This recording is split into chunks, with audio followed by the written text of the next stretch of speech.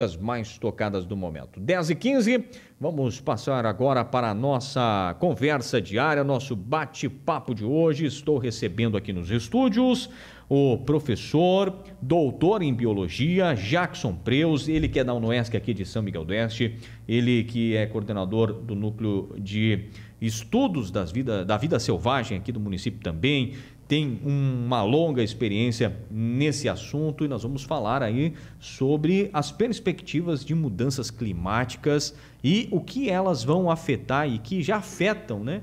E já afetaram a nossa região durante essa semana com chuvas acima da média em curto espaço de tempo, com alagamentos na cidade e tudo mais. E o que nós podemos esperar aí para 2024. Jackson, seja bem-vindo à nossa programação, uma honra receber o amigo aqui nos estúdios da 103 FM. E como nós podemos começar a falar sobre essa questão que é extremamente importante, essas mudanças climáticas? Eu lembro que lá na escola, quando eu tinha meus 7, 8 anos, a professora já falava sobre as mudanças climáticas e de lá para cá é muito discutido, mas na prática a gente não vê muitas mudanças a nível nacional e mundial também, é isso? Seja bem-vindo, bom dia.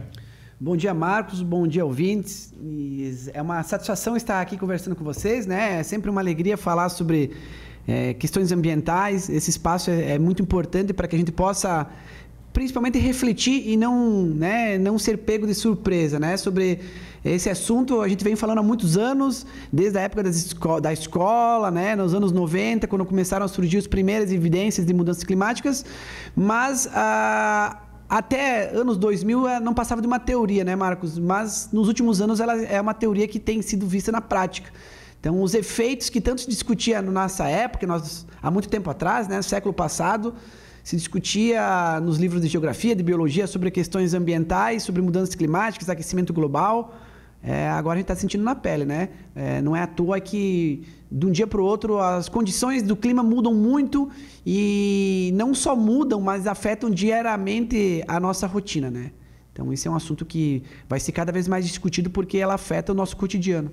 Sim, nós tivemos nessa semana, na segunda-feira mais precisamente, né, eventos climáticos, né, em curto espaço de tempo, muita chuva, vento, enfim, causou alagamentos, transtornos na cidade, danos na iluminação natalina. Nós podemos dizer que isso também pode ter relação com as mudanças climáticas, aquecimento global e tudo mais?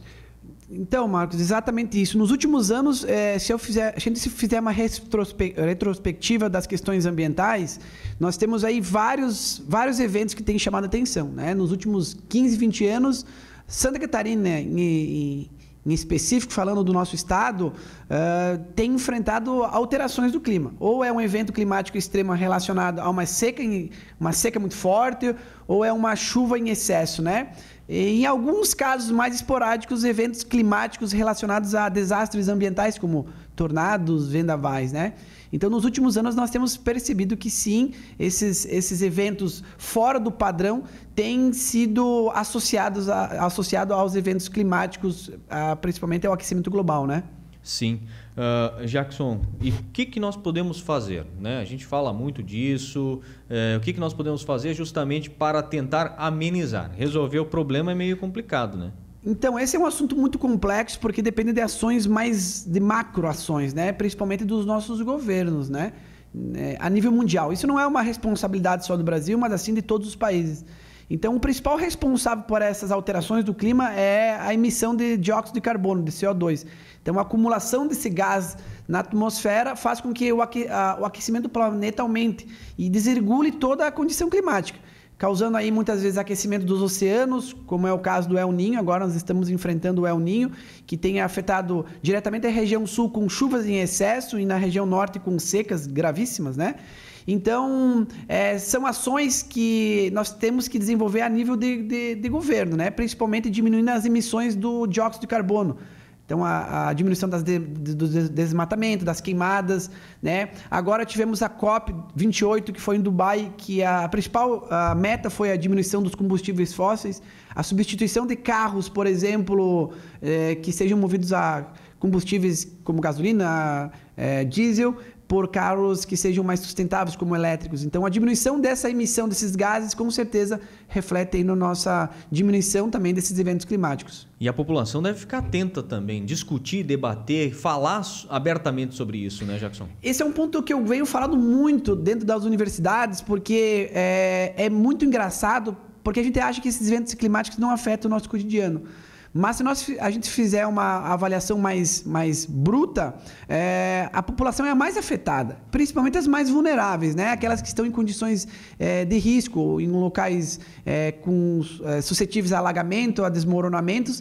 Mas a nossa região tem enfrentado outro tipo de risco, né? De uma hora para outra, nós estamos dentro da nossa casa e os telhados aí são arrancados em segundos, né?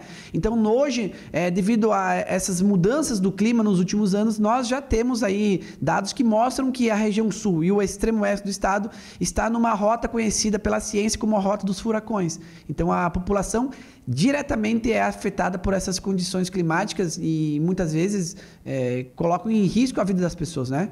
Isso. Até eu acompanho muito tuas redes sociais, né? E eu vejo que de vez em quando você mostra a realidade aqui do município ou em locais aqui da nossa região, que muita gente pensa assim, não tem áreas de risco em São Miguel ou na nossa região. Nós tivemos aí momentos de chuva, enfim, há um tempo atrás, e tu levou até mesmo os teus alunos para conhecer locais de risco aqui em São Miguel do Oeste. Isso existe mesmo, né?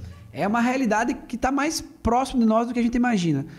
A São Miguel do Oeste, assim como outras regiões do extremo oeste, do Brasil em si, cresceram em volta de córregos, né? Então, quando a ocupação colonial ocorreu, basicamente as cidades cresceram em volta de riachos. E muitas vezes esses riachos eles acabaram sendo modificados o seu percurso e assim por diante. Então, com a diminuição principalmente da mata ciliar, né, distante dos municípios, qualquer chuva em excesso faz com que esses locais sejam vulneráveis a alagamentos, por exemplo. Então, nosso município sim tem locais de risco, né, em que pessoas vivem em condições que muitas vezes são perigosas. Não somente São Miguel do Oeste, mas em si todos os municípios da nossa região ou possuem alguma casa muito próxima a locais que tenham riachos ou até mesmo que são suscetíveis a deslizamentos, né? Sim.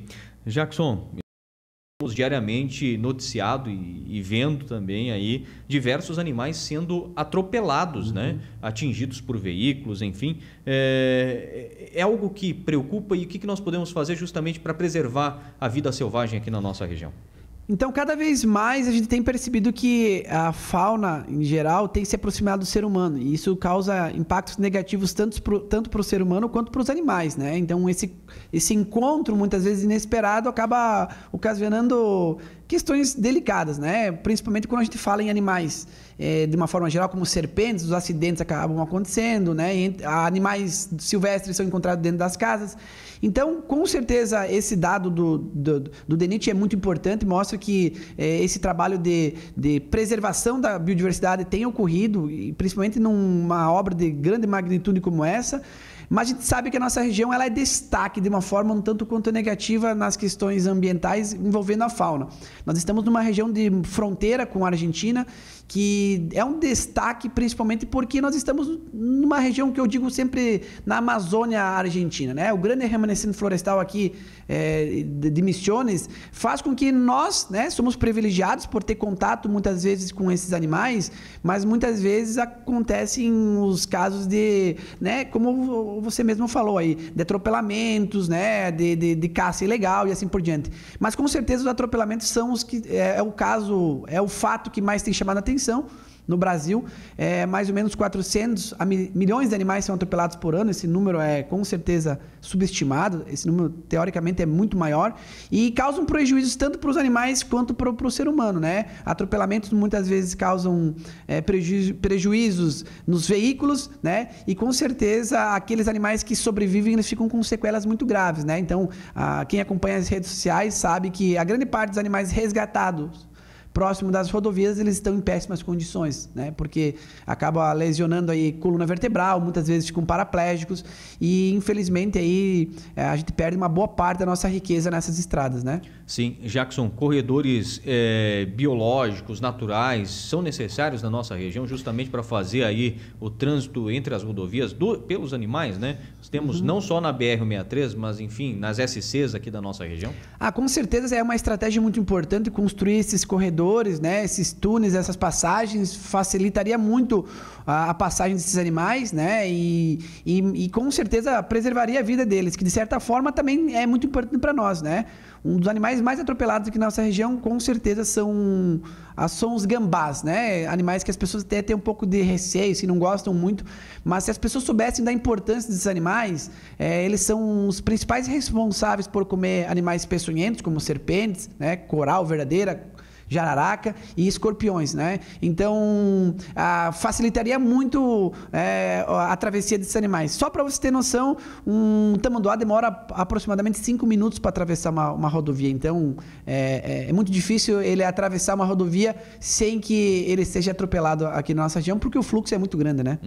Jackson, te agradecer pela disponibilidade de vir aqui conversar com nós sobre esses dois temas extremamente importantes, né? Com as mudanças climáticas, as perspectivas para o ano que vem, que, como você disse, deve continuar e a gente deve se preocupar, e também com relação aí à nossa fauna, né? Que vem dia após dia sendo afetada aí pelo ser humano, né? Pelo trânsito, ou seja, pela ameaça no território dos animais, enfim, ou até mesmo pela caça ilegal que ainda acontece na nossa região. Com certeza. Muito obrigado pelo espaço. Sempre é uma satisfação estar aqui conversando com vocês.